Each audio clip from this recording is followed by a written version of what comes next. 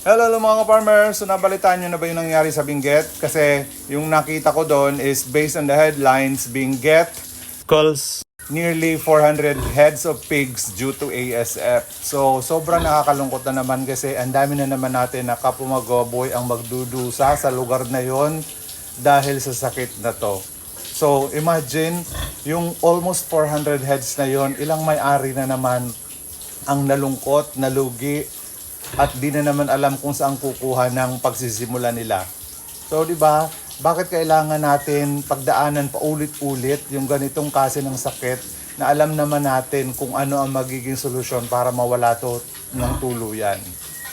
So, we are calling the attention of Department of Agriculture na sana naman unahin nyo ang kapakanan ng mga magbababoy sa Pilipinas.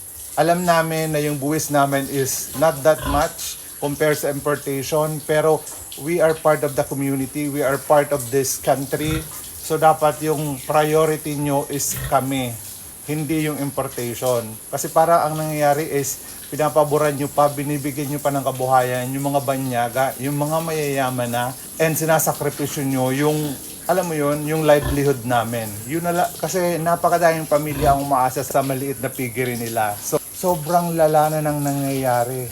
Right from the very start, alam naman natin yung solusyon sa problemang to stop importation.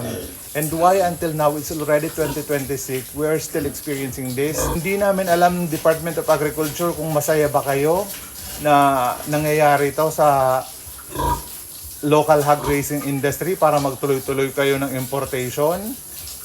Aba naman, 'di ba? Sobrang kawawa na kami. Hindi nga kami nahingi ng ayuda sa inyo eh. Ang hinihingi namin is to stop importation para makabangon naman kami or to regulate the price of live weight. Kasi hindi na naman siya justifiable eh.